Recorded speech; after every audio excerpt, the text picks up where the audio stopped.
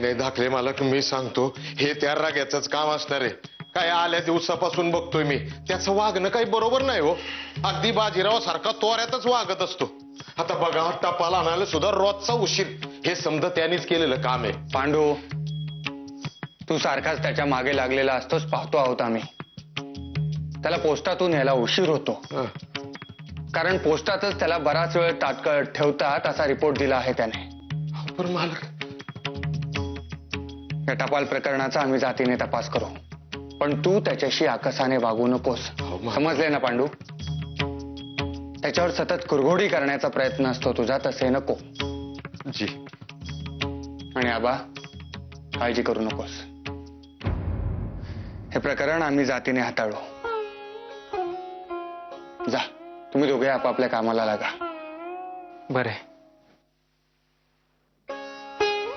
रमाबाई, भिंग द्या पाहू.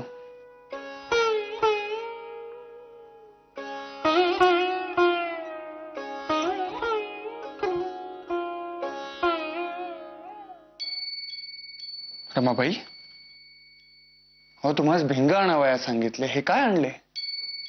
अगं बाई, हो का? रमाबाई, काय झाले? कसल्या विचारात आहात?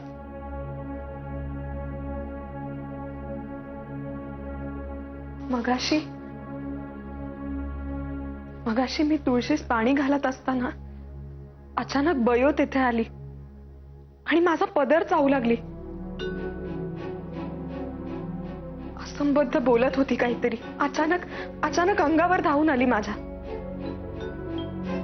पण तिची ती नजर, तिचा कोंडमारा, यांनी मनात भय, कणव, संताप अशा सगळ्या भावनांचे कल्लोळ उठले आहेत. आम्हास कल्पना आहे त्याची. तिचे वडील मोरेश्वर यांच्याशी सविस्तर चर्चा झाली या विषयावर. अगं बाई. आणि सुदैवाने त्यांचे मनी तिचा पुनर्विवाह करावा असे आहे. काय? हो, पण ते कसे शक्य आहे? ती तर काहीशी वेड्यासारखीच वागते. कोण करणार तिच्याशी लग्न? रमाबाई, तो पुढचा टप्पा आहे, परंतु तो गाठण्यासाठी आधी तिला माणसात आणावयास हवे, आणि ते तुमचे काम आहे. तिला सुधारावयास तुम्ही मदत करा. मी? अहो, पण मला कसं जमणार हे? केवढे अवघड आहे हे काम. अहो, म्हणूनच तुम्हाला सांगितले, सोपे काम कोणीही करेल. अवघड गोष्टींचे आव्हान पेलावयास हवे, आणि आम्हास खात्री आहे हे आव्हान तुम्ही नक्कीच पेलाल.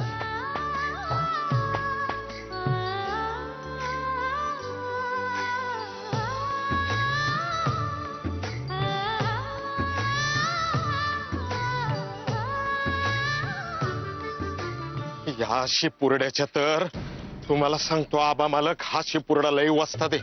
नाही म्हणजे दाखवतोय रडत राव असल्यासारखा, पण कामामध्ये टंगळ मंगळ कशी करायची याचे धडेच गिरवलेत यांनी. पांडू दादा, माधव दादा बोलल्याचे फारच लागलेले दिसते तुला. राग आला वाटते. नाही हो, नाही. असा सपनात सुद्धा विचार करू नका. धाकल्या मालकांनी नुसता हुकूम सोडायचा अवकाश, माझं मुंडकं कापून त्यांच्या पायापाशी ठेवल, पण असा विचार करू नका त्यांच्याबद्दल. पण हा शिपुरडा आहे ना, हा राग्या, त्याच्या तर. अहो, कलिंगड खाऊन घेताय ना? होय.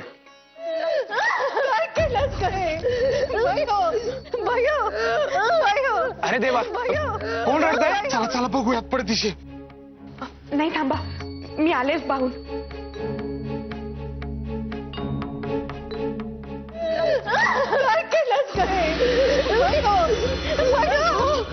काय झाले?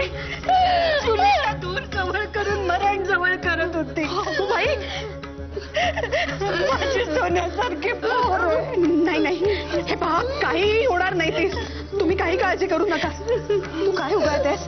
वैद्यराजांनी त्याचे वयसे द्यावयास सांगितले. मागे एकदा असेच झाले होते.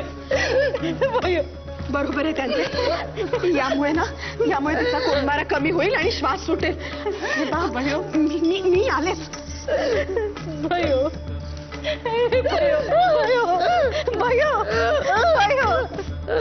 भाऊसाहेब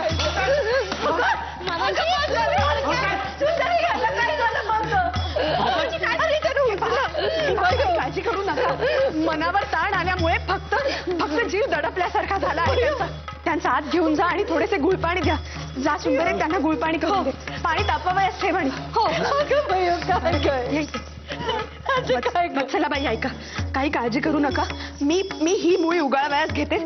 तिचे 7 वर्ष दिले ना, म्हणजे बरे वाटेल तीच. हे पहा, माझी आई वैद्यकीय जाणते. तिनेच शिकविले आहे मला सारे. तुम्ही काहीही काळजी करू नका. तिला खरेच बरे वाटेल.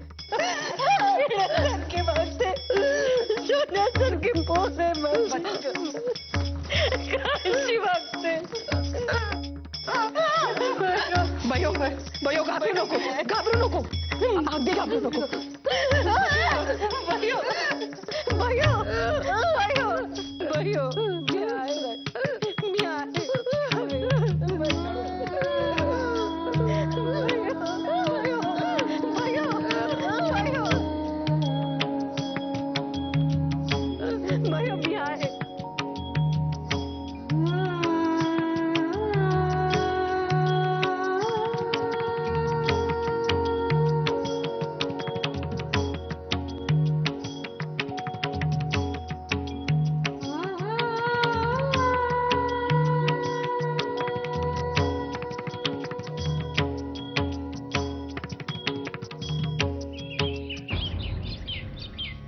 सुभद्रा वहिनींच्या डोळ्यात बघितले आणि चर्र झाले काळजात.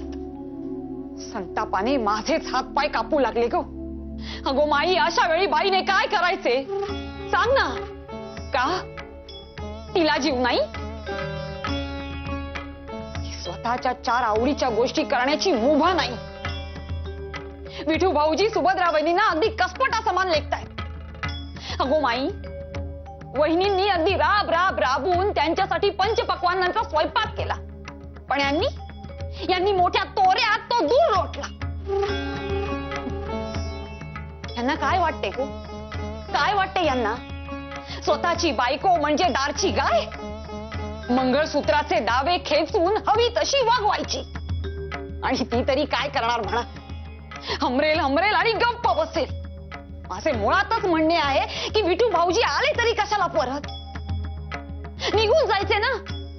एवढी तीर्थक्षेत्रे ढुंडाळली असतील, नको त्यांच्या पाया पडले असतील. आणि ही साध्वी वाट बघीत झिजत होती. तिचा काय मान?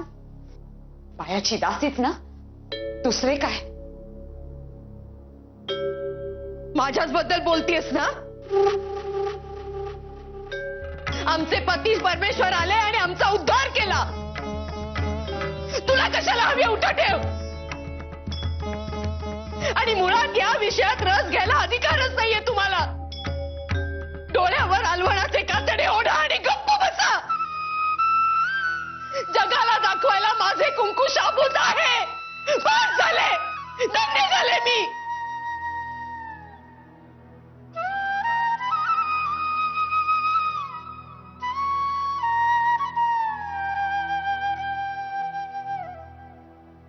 माई, बघतेस ना कशा बोलतायत ते मला. अगो माई, यांचा कळवळ आहे म्हणूनच बोलतेय ना मी हे. ताई, अहो शांत व्हा. दुखऱ्या मनास कधी कधी मायेची फुंकर सुद्धा सोसवत नाही हो. शांत व्हा तुम्ही, नाहीतर सुभद्रा काकूंना अधिक लाजीरवाणे होईल.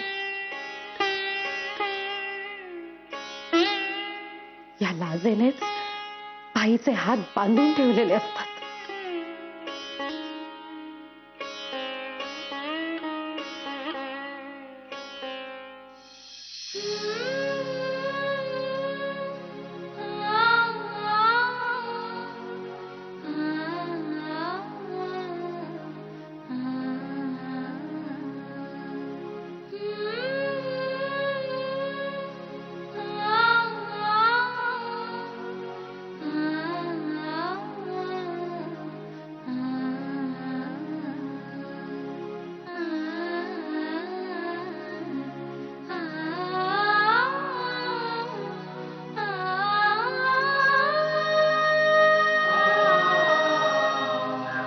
बयो आत्याला बरे नाही म्हणून घाबरली आहेस ना?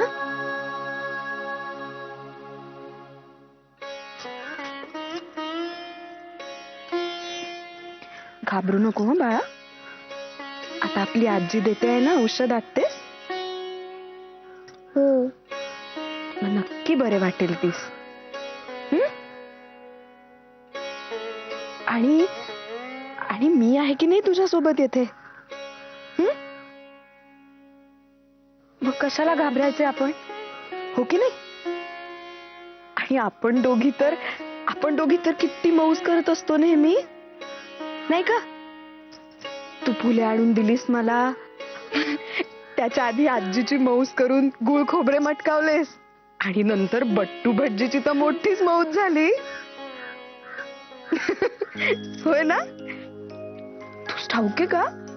अगो मी किती विचार केला बट्टू भटजी म्हणजे नेमके आहे तरी काय, पण मला काही सापडेच ना, मला काही आठवेच ना. सूपशास्त्राच्या पुस्तकात सुद्धा शोधून पाहिले मी, अगो पण मला मिळेच ना बट्टू भटजी म्हणजे काय ते. आणि मग तू जेव्हा बट्टू भटजी आणलास ना, तेव्हा कुठे प्रकाश पडला माझ्या डोक्यात. मग केवढे हसलो ना आपण. आणि आता की नाही मी तुला एक छानसा खाऊ देणार आहे. काय बरे देऊया? सांजोऱ्या आवडतात तू? हो आवडतात. करशील तू? अगदी उद्याच करे. आणि की नाही त्यानंतर मी तुला एक छान पैकी गंमत सुद्धा देणार आहे. असं तू नेहमीच बोलते, पण कधी देतच नाही. आता तू देशील ना तेव्हाच खरे. कसं माझं बाळ ते चुरू चुरू बोलत.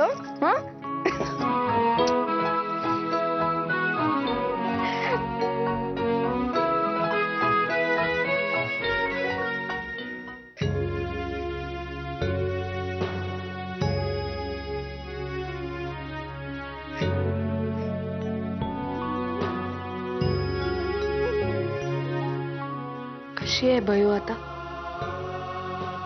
परी, उलटी झाल्यामुळे थोडेसे बरे वाटले. तू सांगितल्याप्रमाणे आवळ्याच्या फोडी मधात घालून चोखाव्यास दिल्या आहेत. पडलीये स्वस्थ. खरेच काय करावे हिचे तेच कळत नाही. आपले लग्न झाले होते आणि आपण आता विधवा झालो आहोत हे मुळे पटतच नाही तिला. सारखे चडफडत असते. पण आम्ही तरी काय करणार?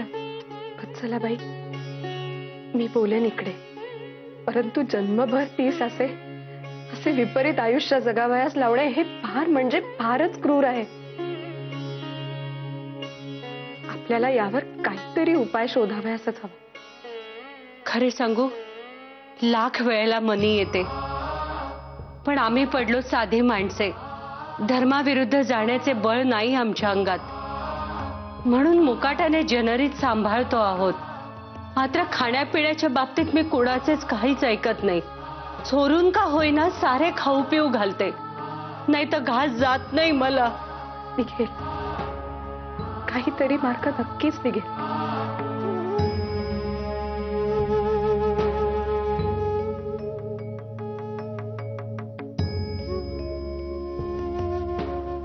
बरे, दुसरे असे विचारावयाचे होते. गावातल्या बायकांस बोलावून हळदी कुंकू करावे असे आहे मनात माझ्या. म्हणजे त्यानिमित्ताने नव्या ओळखीही होतील आणि येथील वातावरणही कळेल. हो हो, इथल्या बायकांच्या आमंत्रणाचे मी बघीन हो. शिवाय तुझ्या यजमानांच्या कचेरीतल्या गृहस्थांच्या बायकांनाही बोलाव. हो, तसेच करूया. मात्र वत्सलाबाई, केवळ हळदी कुंकू नको, पण त्याचबरोबर पुराणातील एखाद्या कथेचे वाचन आणि बायकांनी शिक्षण घेणे का महत्वाचे आहे या विषयावरचे माझे बोलणेही ऐकून घ्यावे लागेल. म्हणजे निमंत्रणे करतानाच तशी पुसटशी कल्पना द्यावी आपण बायकांस. कसे? हो हो, खरे सांगू, मला कल्पना होतीच की आज ना उद्या तू हा विषय काढशील म्हणून. आमच्या यांच्याकडून मी तुझ्याविषयी, न्यायमूर्तींविषयी खूप काही ऐकले होते आणि मनात अगदी ठरवले होते की तुझ्या समोर पाटी आणि खडू घेऊन बसायचे म्हणून. खरेच किती आनंद झाला आहे मला. आपण अगदी आजपासूनच सुरुवात करू. हो, मी ह्यांच्याकडे खूप हट्ट केला होता मला शिकवा म्हणून. यांची इच्छाही होती, पण खूप भीती वाटे. पण तू खूप मोठी भाग्याची आहेस हो. न्यायमूर्तींनी घरच्यांचा विरोध पत्करून तुला शिकविले, म्हणूनच तू इतर बायकांना शिकवण्याचा वसा घेऊ शकलीस हो. नाही, मी पुस्तक नाही घेणार. जर मी पुस्तकाला हात लावला किंवा पुस्तक वाचले तर गणपती बाप्पा मला शिक्षा करेल. तुम्ही जर मला हे पुस्तक दिलेत ना तर गणपती बाप्पा मला शिक्षा करेल. आणि ते पुस्तक तुम्ही मला दिलेत म्हणून तो तुम्हालाही शिक्षा करेल.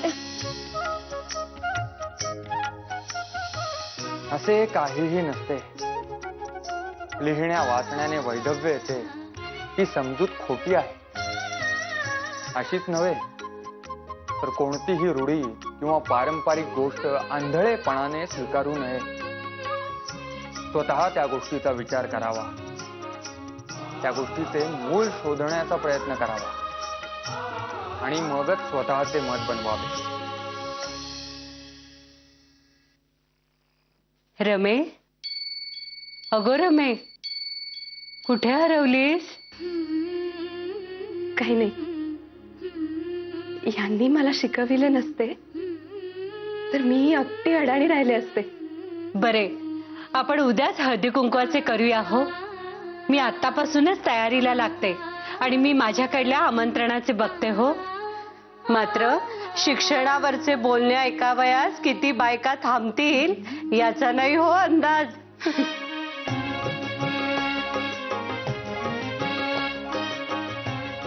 बघू, करू काहीतरी युक्ती.